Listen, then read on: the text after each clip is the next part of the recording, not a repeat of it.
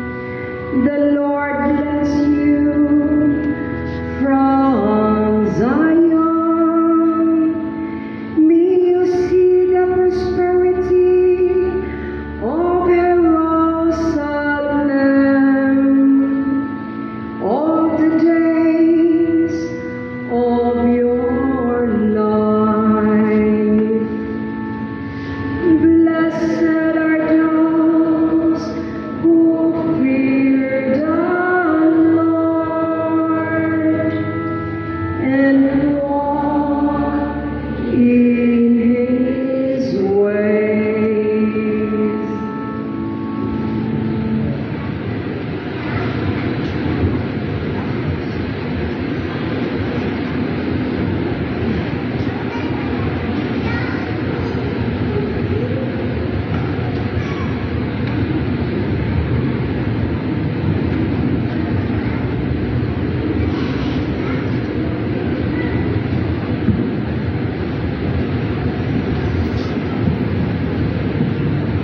A reading from the letter of St. Paul to the Colossians.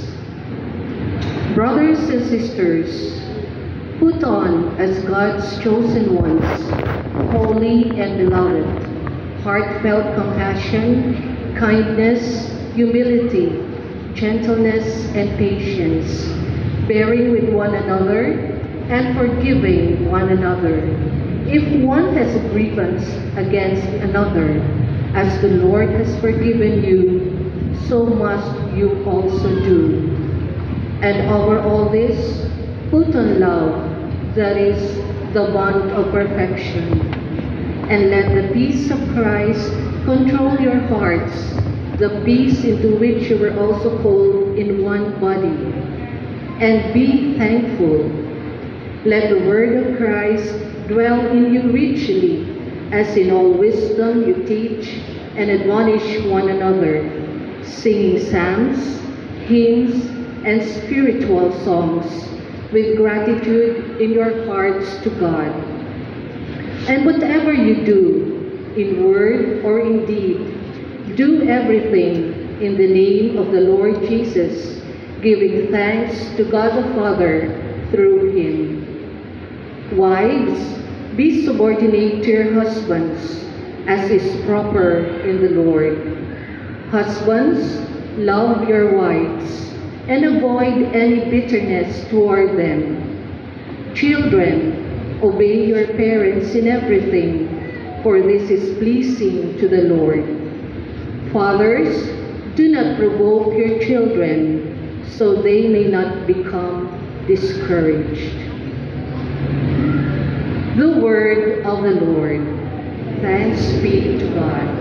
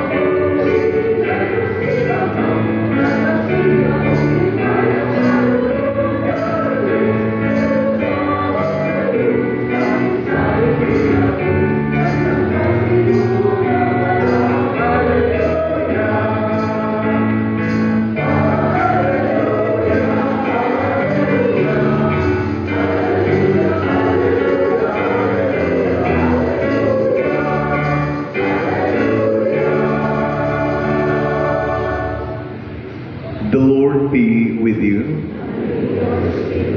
A reading from the Holy Gospel according to Luke.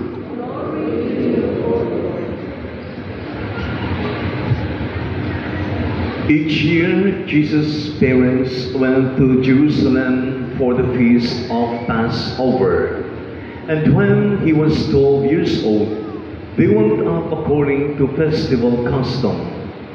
After they had completed its days, as they were returning, the boy Jesus remained behind in Jerusalem, but his parents did not know it. Thinking that he was in the caravan, they journeyed for a day and looked for him among their relatives and acquaintances, but not finding him, they returned to Jerusalem to look for him. After 3 days, they found him in the temple, sitting in the midst of the teachers, listening to them and asking them questions. And all who heard him were astounded at his understanding and his answers. When his parents saw him, they were astonished. And his mother said to him, "Son, why have you done this to us? Your father and I have been looking for you with great anxiety." And he said to them, "Why were you looking for me? Did you not know that I must be in my Father's house? But they did not understand what he said to them. He went down with them and came to Nazareth and was obedient to them. And his mother kept all these things in her heart. And Jesus advanced in wisdom and age and favor before God and man. My dear sisters and brothers, the Gospel of the Lord. Praise to the Lord Jesus Christ.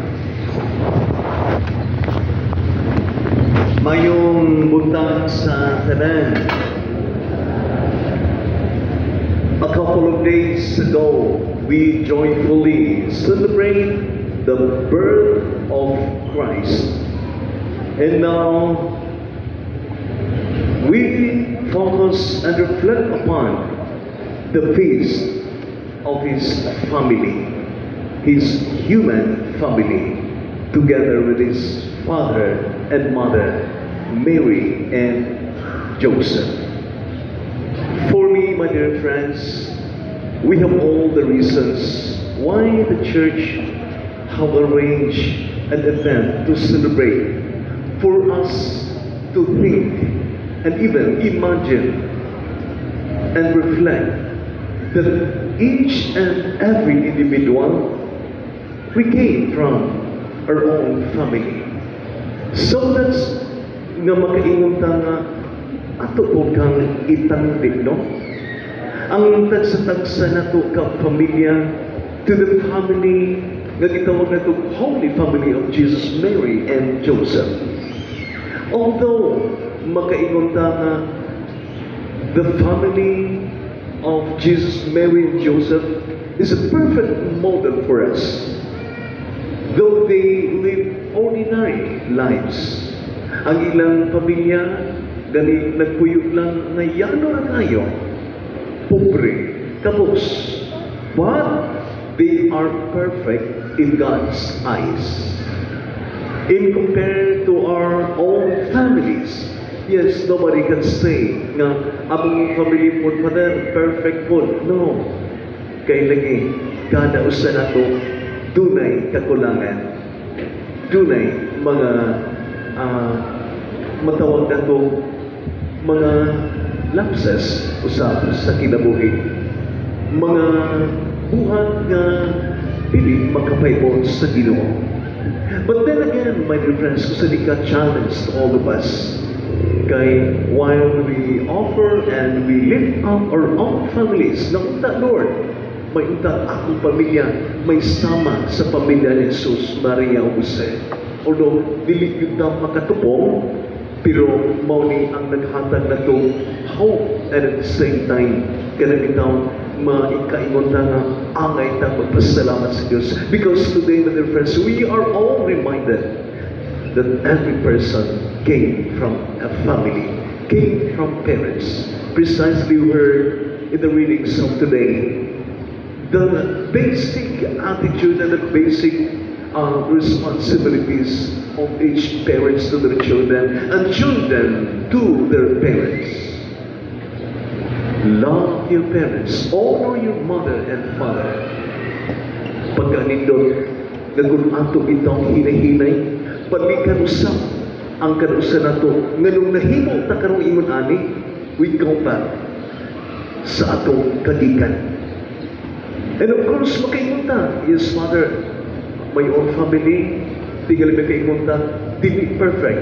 We all also experience sufferings and sorrows, mga struggles sa mga pamilya, sa uman ng mga pamilya.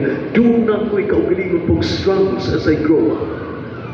So hinahinayo na ito pagpamalandong nga bisan man tuon, no, nga we underwent as we grow. We underwent forms or many forms of sufferings, but still we cling on to God. Our hope and faith in God remain. Mauni ang nakanindot, no, kay karong adlaw, dili yun malikayan tingali ko mag-iskot maguntang pamilya ba, mubalik lang taw kayo ta diin tagikan.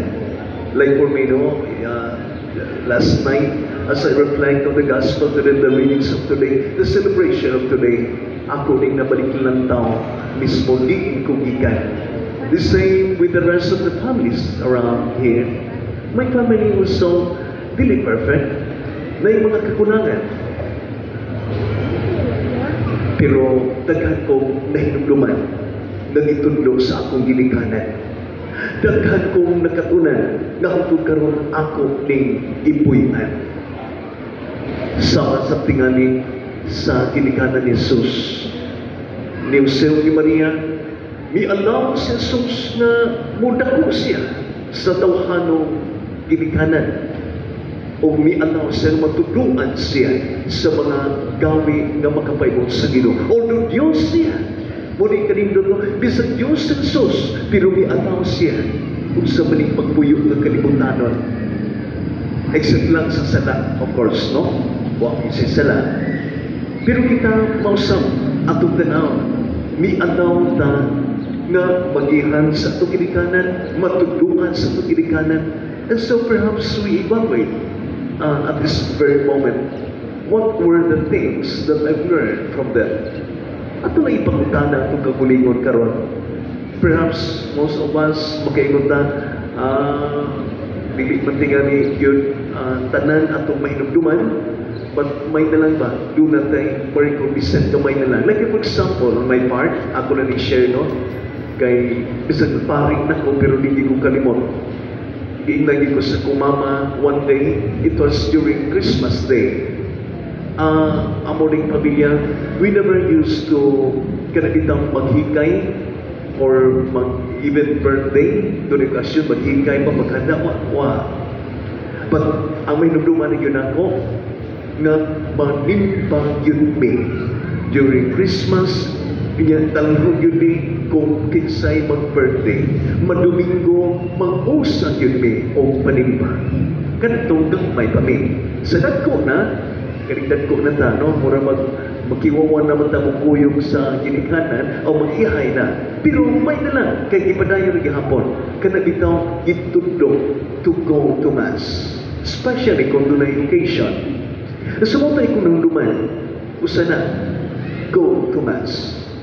Another thing, giglay ko sa kumama, Pasko man ron, ang imong ipinaskuhan nako, dili ka kinahanglang mong palit, kunya imong puston.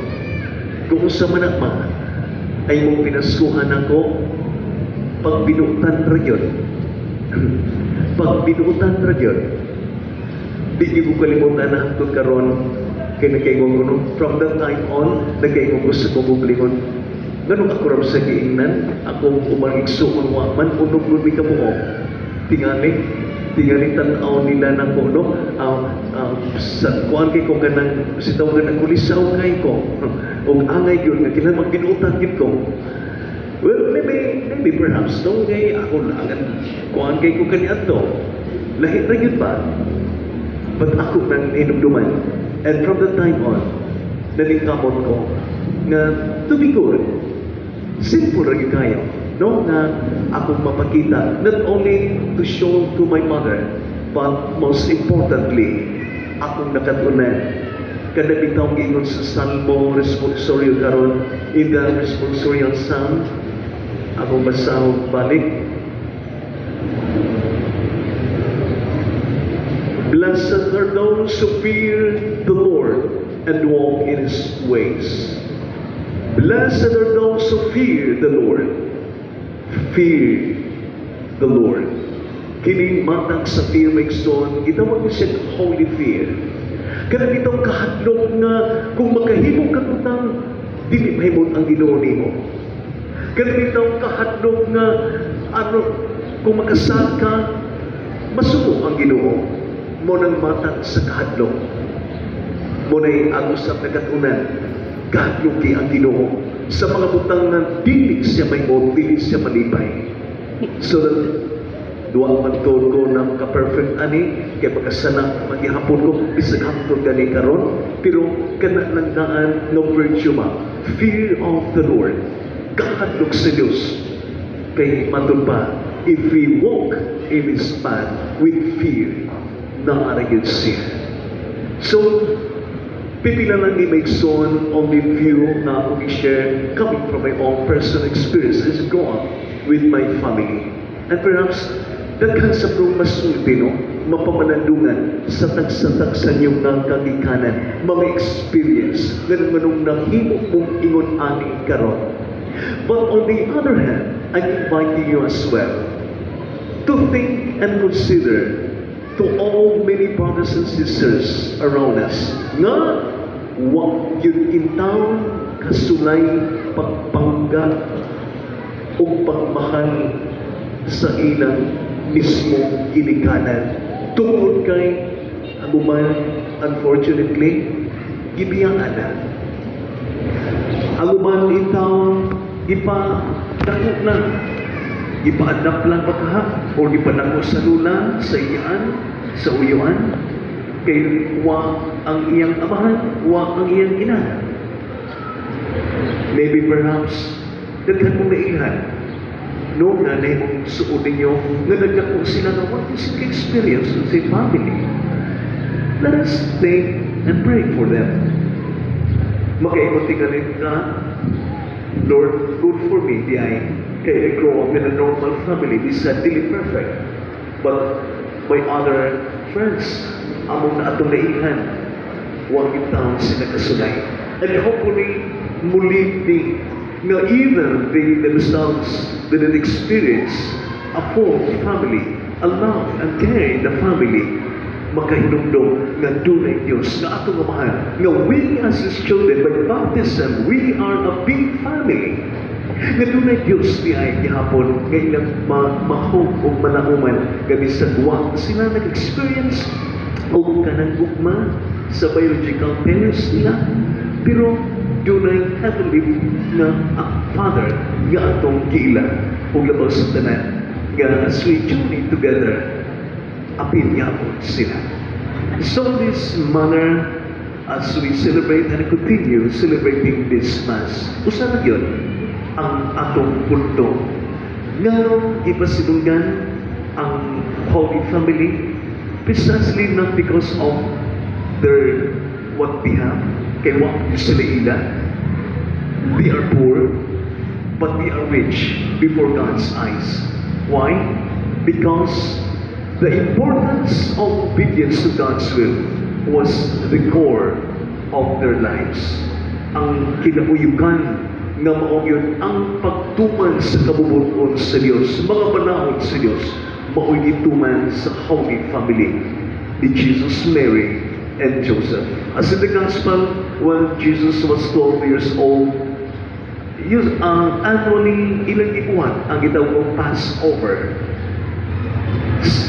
Panaon din, no nga, adto sa templo, ilang ibuwan.